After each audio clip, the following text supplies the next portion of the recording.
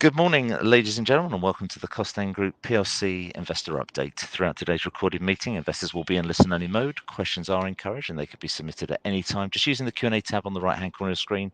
Please simply type in your questions at any time and press send. The company may not be in a position to answer every question it receives during today's call. However, the company can review all questions today and will submit those responses on the Investor Meet Company platform.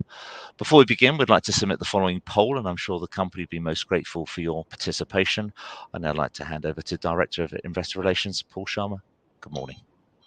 Good morning. Thank you, Mark, and welcome everybody to our H1 call. Paul Sharma, Director of Investor Relations, and with me we have Alex Vaughan, the CEO, and Helen Willis, the CFO.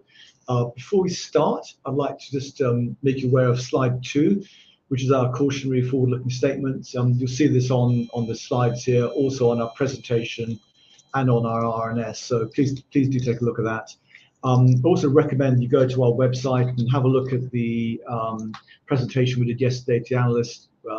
It's a useful bit of information, but also you can see the RNS and the full presentation as well. So with that, I'd like to pass over to Alex Vaughan to make some introductory comments. Yeah, good morning everyone, and look, thanks very much for your support to date and for your time this morning and joining us, and look, real opportunity for you to ask any question that you really want to of us today, and we'll do our best to answer all of those. So I just wanted to sort of give you a sort of overarching summary from us.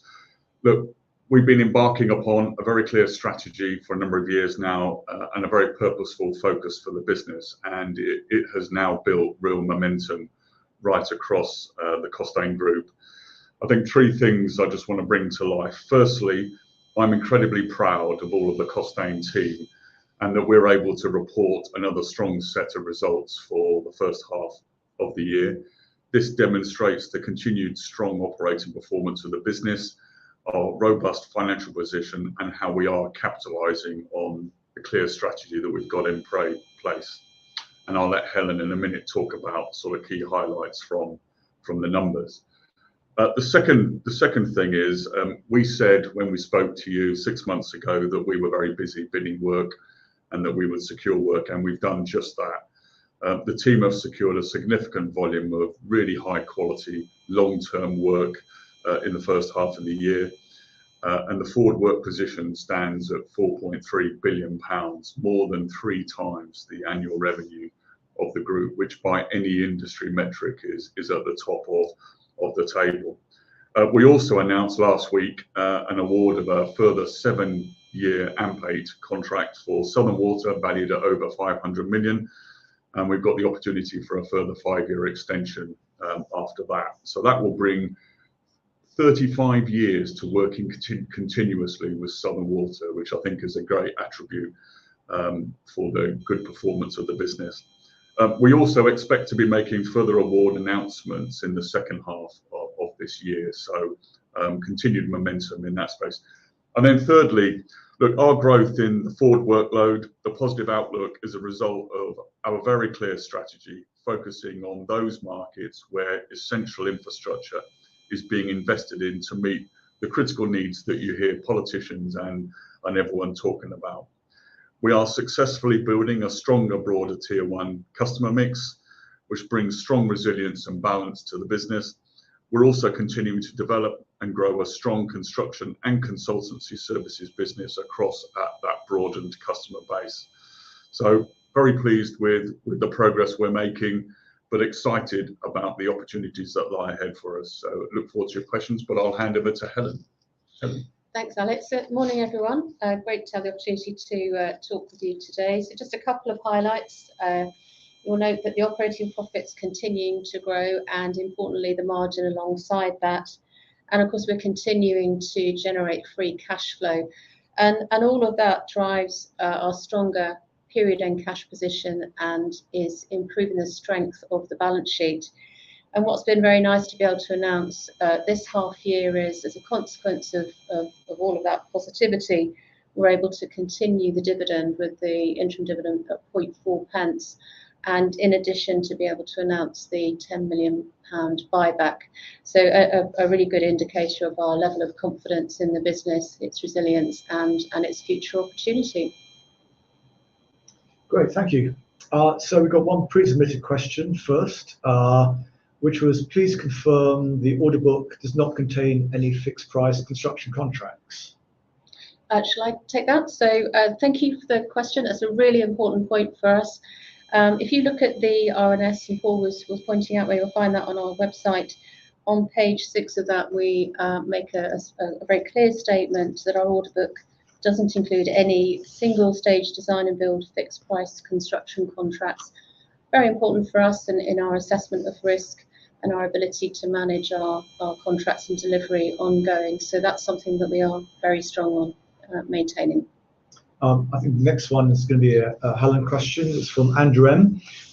You've announced a 10 million share buyback program. How did the board determine that this was the best use of capital at this time? How does this align with your long-term growth and investment strategy, particularly considering ongoing projects and potential M&A activities?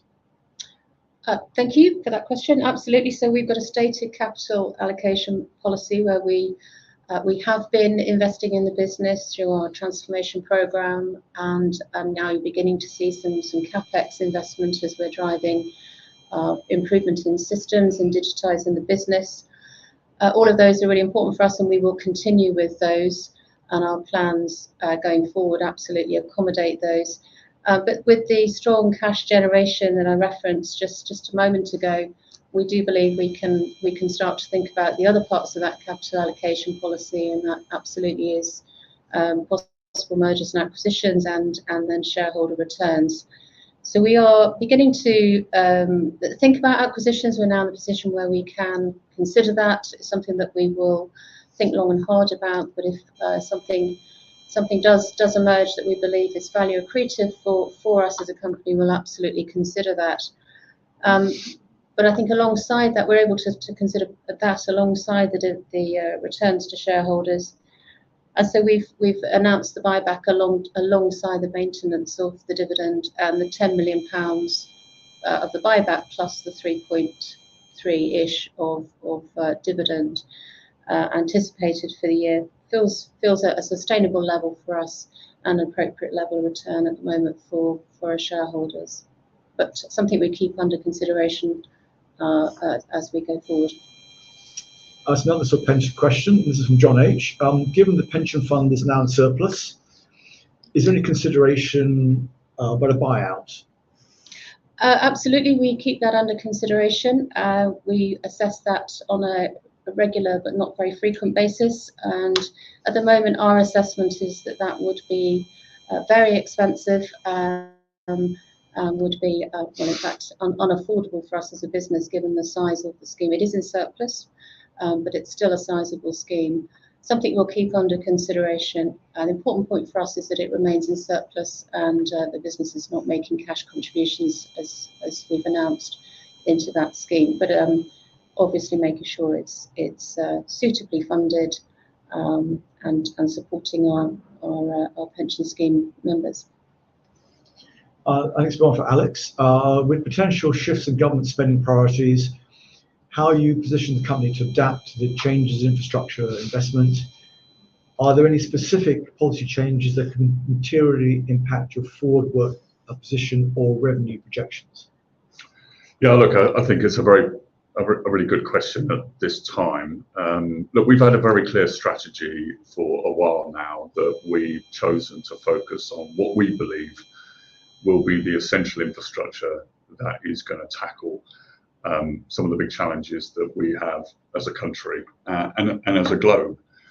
And I think that rings true with what you hear from the current government, the new government. So it's all about driving economic growth. So if you look at road infrastructure, rail infrastructure, and transport and wider transportation infrastructure is going to be all about how are we going to drive economic growth across the regions in the country and unlock economic activity.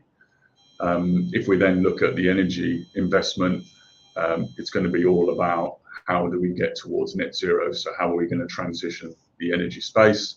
Because we've got to safeguard the planet, but we've also going to have to adapt to very changing weather conditions that we can all see. And that, again, impacts the transportation networks in terms of flooding and some of the resilience challenges. Then it's all about cleaning up the water system and safeguarding the future supply of water. And then sadly, we're in a world that national security is even more threatened, and therefore maintaining a strong defence is pretty key. So I do think that the strategy we've embarked upon is positioned absolutely in the right space. Everything I see from government in terms of their missions, and certainly the conversations we've been having with government around their missions, their priorities, is totally aligned to the market focus that we've got. I think naturally the risk for us at the moment is we just see a very short and near-term period of time that they are under significant spending constraints, but also we'll be wanting to have a review of what investment is planned, and for them to be able to make sure that it's adequately prioritised in the areas that they think it should be. But that will be a very short-term thing. As you can see from the work we've won in water, it's fantastic that you can see that we're getting on with that investment, and that is twice the size of what it's been before. If I look at rail, you can certainly see the investment that Network Rail is embarking upon, £43 billion worth of investment over the next 5 years, and we're actively pursuing a good volume of that. And then in highways, we can see that some of the projects that we're talking to the client at and working on are all about how we unlock economic activity in areas. And then energy space very clearly is aligned to the government's enhanced focus on driving the energy transition. So we're pretty confident that we're absolutely facing into the right markets. I think one of the things I would say in closing is that we've had a few questions about the cancellation of the A303 and the A27. I think we should see that as a positive. I think we're going to have a government here that is going to decide what the priorities are, make the hard decisions, and then give us a 10-year plan of what we can get on with, which will give us consistency and continuity, which is great for us as we drive the growth of the business. So thank you. This is a question, I think, also for Helen from Benji. It's sort of related to one we had before. With the resumed dividend payments and current payout ratio, how do you see your dividend policy evolving? Are there any plans to increase the dividend as cash flow improves, or will share buybacks remain a priority? So we're in an interim period at the moment where we still have the dividend parity arrangements with the pension scheme, and we talked last year about that. Whilst the dividend parity clause is in place, any return to shareholders above contributions, which was set at 3.3 million, need to be matched. We carried out the annual check this March, and that showed that we were in surplus, and therefore we were able to pause for 1 year the dividend parity clause that goes from this July to next June. And that gave us the opportunity to consider additional returns to shareholders. And as we've announced this week, our choice was to maintain the current level of dividend, hence the 0.4 pence that we announced for the interim, same as last year, but to consider additional returns. And the choice there was to either change the dividend level or to do a special or to do a share buyback. Our decision was to keep the dividend at a consistent level because we will have to do this check again next year. So keeping a constant level of dividend we felt was important to give certainty to shareholders. And then the choice then was whether we returned extra amounts to shareholders through a special or a buyback. And our choice was buyback as it's more value enhancing. Next March, we'll have to do the check again. Beyond that, I would hope that would no longer be the case. But whilst dividend parity is part of the agreement with the pension fund, those are the sort of questions we need to consider. Very important to us that we do return to a progressive dividend policy as we've put in our capital allocation policy, and we're pushing very hard to return to that and to make this more simple for people as well, and to understand what to expect. But for now, a constant level of dividend was our choice, and taking the opportunity to return an extra amount in the form of a buyback. And next one's from John H. I think probably for both. Is the company targeting revenue growth for 2025, notwithstanding what the AMP8 won't flow until 2026? Overall activity under the new government should grow, and the company's current workbook looks very positive. So basically, what's the revenue sort of looking to look like for the next couple of years, and where do you see it after that with the government spending patterns? Yeah, I think we would see revenue being fairly flat for this year and for next year, and that's really because we're at the early phases of new infrastructure programs. Therefore, we're doing design work, so the volume of activity is slower, and it will be the same as we start to mobilise for AMP8. But we then anticipate that when we get into 2026 and moving onwards, that revenues will be increasing as we start to get into the delivery phases of those contracts. So that's how we see things moving forward. Yeah, I think obviously the analysts will be writing their numbers as well. So I'll be publishing consensus on the website for 24, 25, 26, probably in about a week or so you can see where the market thinks we're going to be headed as well for the next couple of years. I've got 3 of the 4 analyst numbers in. There's one to write the note, so I think it's probably middle of next week, maybe late next week. I think we'll have the new numbers on the website. Excellent. So this is one thing for Alex. How do you view your competitive position within the market? Are there any emerging competitors or industry trends that could challenge your market share? How are you planning to stay ahead of those competitors? Yeah, really good question, and I think it's very variable within the different markets we're in. I think the most important part of our competitive positioning is the strength of relationship that we have with our customers. So if you take the Southern Water award, we've been working with Southern Water consistently now for 24 years, and they've now awarded us a contract for another 12 years. So you can see that the intimacy of relationship is a pretty important characteristic, and it's the same for Network Rail, it's the same for National Highways, etc. So that's an important part. If I look at water, let me start with water because it's sort of flavour of the month. We've worked really hard over the last 5 years in AMP7 to totally change the way we operate in the water sector, to change the commercial terms and conditions with our water customers. So we've had to really shape a lot of their thinking. And I think that's why when you look at our positioning, we're probably one of the leading players in the water sector right across the marketplace. So really good position to have built, but that's been hard won and a lot of work, and we've had to change the way we work. If I look at transportation, I would say we're one of a select few who operate across roads, rail, and now aviation.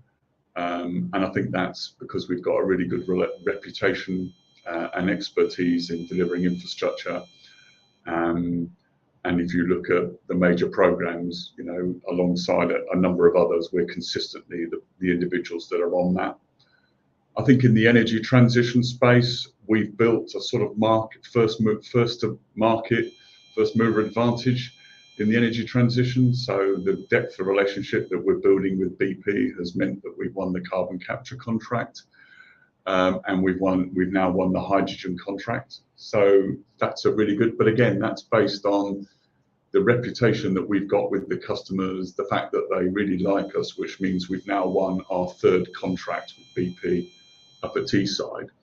It's a very different picture if I look at the North Sea, where we've historically had a reasonable position. It's just too competitive a market, and therefore we're not. It's not an area that we have a strong positioning. But energy transition, energy networks is certainly somewhere. And then if I look at defence, I think we've got really good, again, really strong position in that space. And I would say that we're up there with the top players.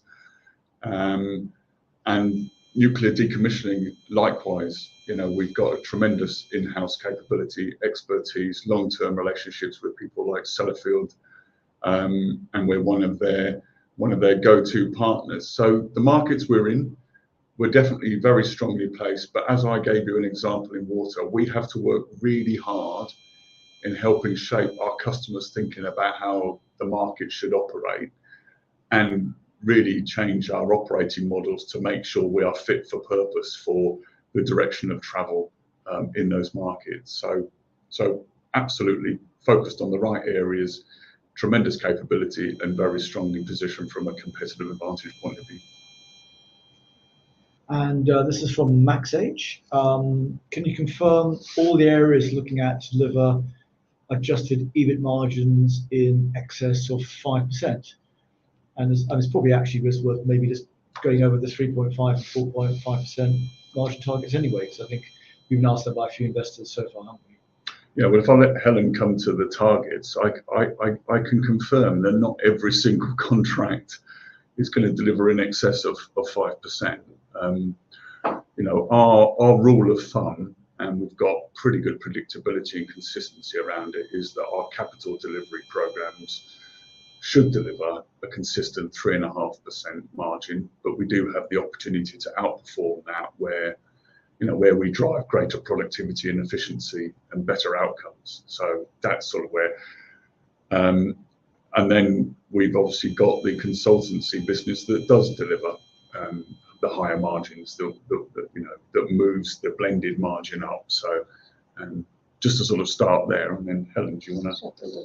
Yeah. Do you want to talk about the targets? I'll address the target specifically. So we put out some time ago now the margin targets that we stated as 3.5% during the course of FY24 and 4.5% during the course of FY25. So if I talk to them first, that progression comes from a number of different factors that we're driving very hard through the business.